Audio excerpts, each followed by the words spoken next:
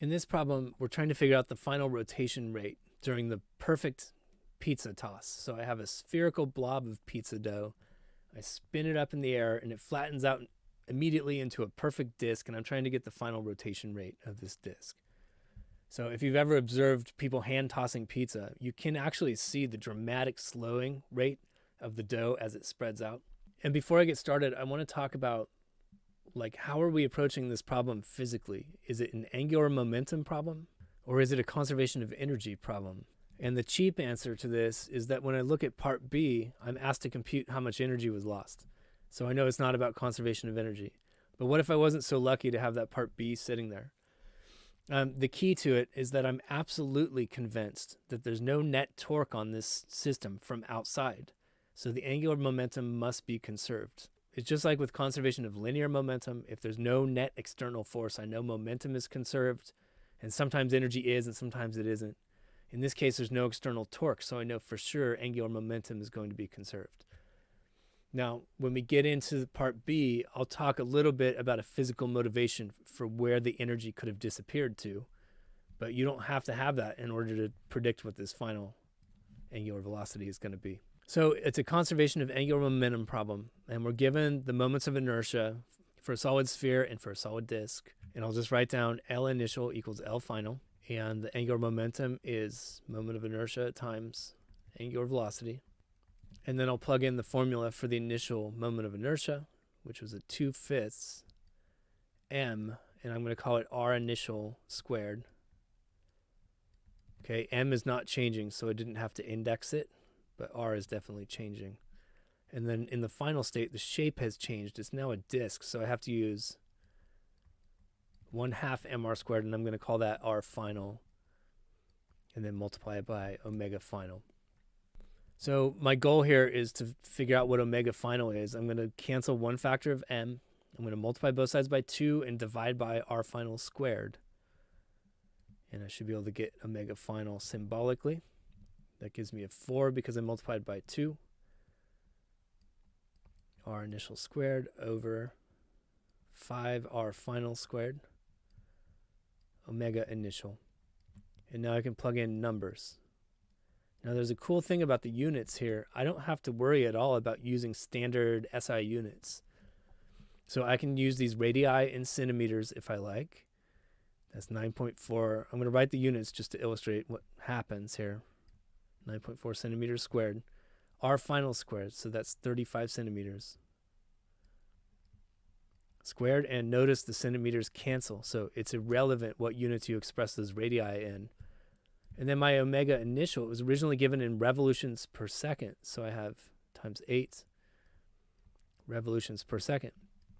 Well, the only surviving unit here is revolutions per second, which, as it happens, is exactly what we were asked to express the answer in. After I crunch the numbers, I get 0.462 revolutions per second. So that's a dramatic slowing. And if you've ever watched someone actually hand toss pizza dough, it really is dramatic in real life. You'll see the thing dramatically slow during the toss. In part B, we're going to have to convert everything to SI units because I want to get joules out of this for energy. So if I look at the initial state, I have a rotation rate.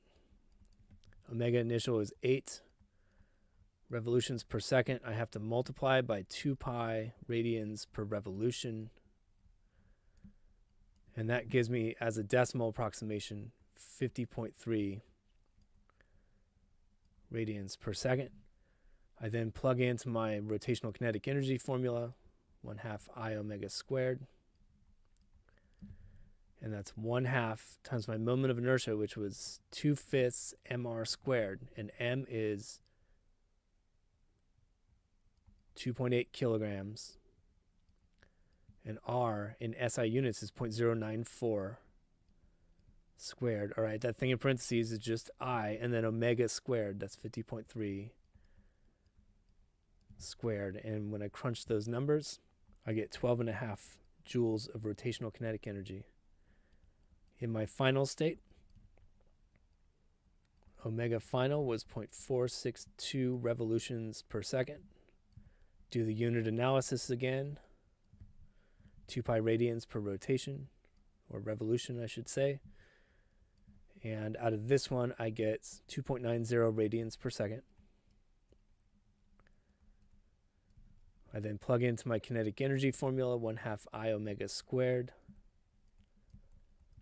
That's 1/2, and then I has a different formula because it's a different shape. It's 1/2 mr squared for a disk, so 1/2, same mass of 2.8 kilograms.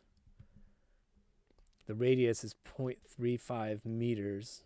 Just being very careful to get everything into SI units now. And that thing in parentheses is 1/2 mr squared. That's the moment of inertia. Then I have to multiply it by the angular speed squared. And when I do that, I get 0.72 joules. So we were asked how much energy was lost, and the answer to that is just the difference between these two, which comes out to 11.8 joules.